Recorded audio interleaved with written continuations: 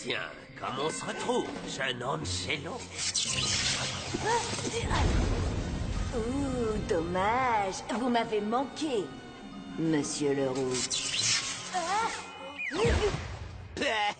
Tu vas bien, Angelo? Angelo, combien de fois t'ai-je dit d'arrêter de rêvasser en classe? Oh, eh bien, voyons, je dirais environ 1, 2, 3, 4. Il va me falloir plus de doigts. Vraiment très drôle, Angelo. Très bien, les enfants. Où en étions-nous? Je crois qu'on préparait le contrôle de la semaine prochaine sur l'électricité. Ah oui. Merci, Bertrand François. Ah, Victor, il faut que je sorte d'ici. Non, Angelo, tu ne peux pas sortir pour aller aux toilettes. Mince alors. C'est comme s'il pouvait lire dans mes pensées. J'ai entendu.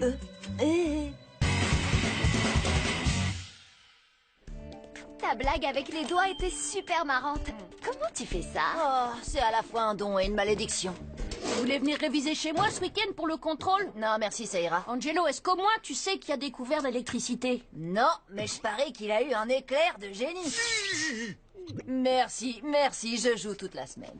Benjamin Franklin. Le type au cerf-volant? C'est ça, le type au cerf-volant. Comment tu veux que je le sache? C'est dans notre cours, ce sera au contrôle. Tout le monde se moque de ce genre de truc. Oh, t'as vu l'heure? Il est temps de rentrer. Lola, attends-moi. Angelo, je vais t'expliquer la situation avec des mots simples pour que tu puisses comprendre. Si tu rates ce contrôle de science, tu sais ce qui va se passer. Voici un indice. Ça rime avec redoublement. D'accord, j'abandonne. Attachez vos ceintures parce que cette fois, je vais ouvrir mon livre de science et me mettre au travail. Je travaille à fond mon niveau, Jokari. Je suis plutôt doué, hein. Eh oui. Remettre à plus tard. Bon, c'est pas donné à tout le monde, hein. Mais pour ceux qui voudraient essayer, voici quelques-uns de mes trucs. Leçon numéro 1. Être toujours occupé, peu importe à quoi. Ça vous aidera à oublier tout le travail que vous ne faites pas. La charge électrique est une propriété fondamentale de la matière. Elle lui permet d'interagir par le biais des champs. Leçon numéro 2. Si d'un coup vous vous rappelez que vous devriez être en train d'étudier, filez regarder la télé. Salut pas, qu'est-ce que tu regardes? Un film. Ça s'appelle « Je serai le dernier des survivants ». Waouh, je me demande ce qui va se passer. Ouais, c'est dingue. Moi aussi. Après, tu pourrais revoir le film qui s'appelle « Le shérif meurt à la fin ». Je me souviens jamais de la fin. Oh, ça c'est le scientifique fou et son casque pour lire dans les pensées. Oh, je me demande de quoi ça parle. Leçon numéro 3. Quand vous remettez à demain votre travail, peu importe ce que vous regardez, parce que tout est bon pour ne pas travailler. Mince, j'aimerais avoir un casque comme celui-là. Je pourrais savoir ce que maman veut vraiment pour son anniversaire. Tu m'offres une rallonge pour mon anniversaire? Ben quoi? Pourquoi je voudrais ça? J'en sais rien, je sais pas lire dans les pensées. Lire dans les pensées, lire dans les pensées. Oui, un casque pour lire dans les pensées, ce serait pratique. Waouh! Je pourrais réussir mon contrôle de science en lisant dans les pensées de mes camarades de classe. Et vous savez quoi? Je vais fabriquer un de ces casques pour lire dans les pensées. Et ensuite, la leçon numéro 4. Si tout le reste a échoué, utilisez le peu de temps qui vous reste pour réaliser un projet scientifiquement impossible à faire.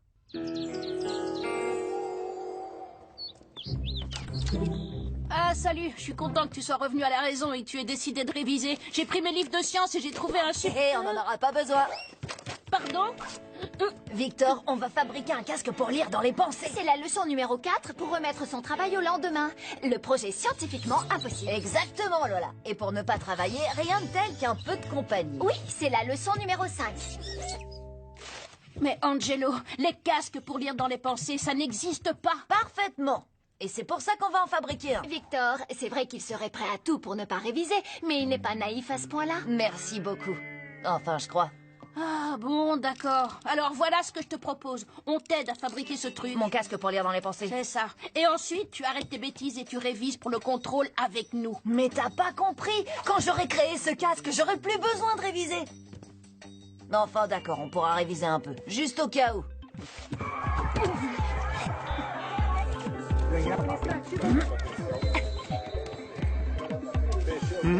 Hein? Quoi?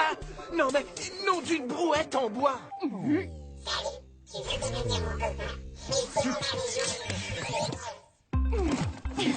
C'est bon, je l'ai.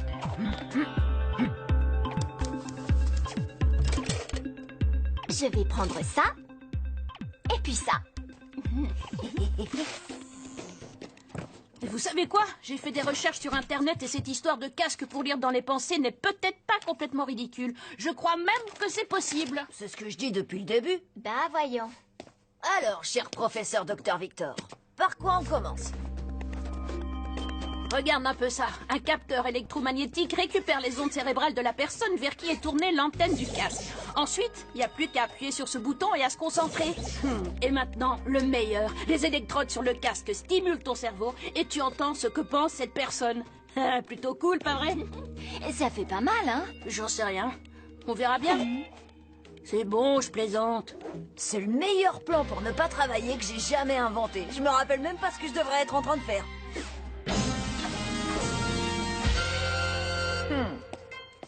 Comment on fait pour installer tous ces machins électroniques là-dessus?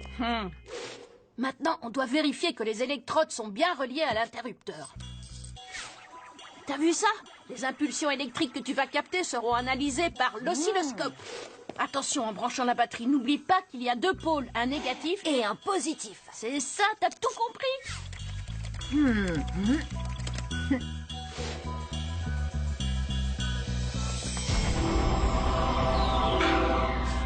À moi l'honneur.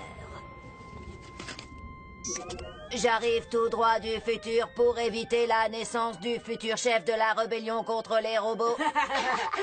Allez, Angelo, on a fabriqué ton casque, maintenant on doit réviser. Attends une seconde. On doit vérifier qu'il fonctionne. Tu crois qu'il pourrait marcher? Pour de vrai? Il y a qu'un moyen de le savoir. Est-ce que ça va faire mal? Bien sûr que non.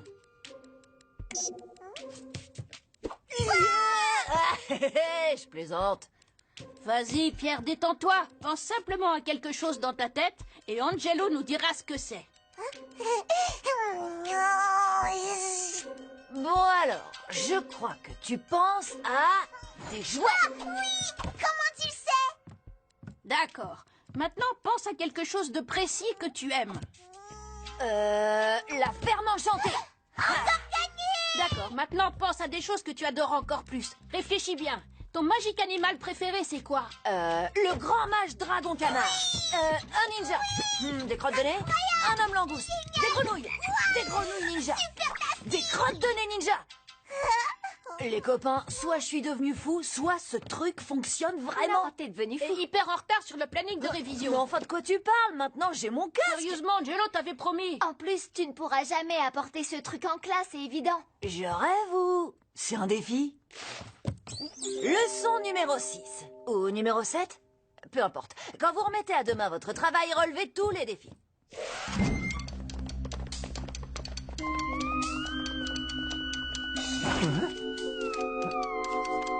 Mince, j'ai le cerveau qui part en cacahuète. Monsieur Leroux a raison, il faut que j'arrête de lire ces trucs-là. Angelo, qu'est-ce que c'est que cette chose? Tenez, tout est expliqué dans cette lettre. Il est écrit ici que c'est ton médecin qui t'a prescrit cet engin. Oui, c'est pour mon cou. Je viens d'attraper une maladie très rare, la désarticulationnite vertébrale. Ah, vraiment?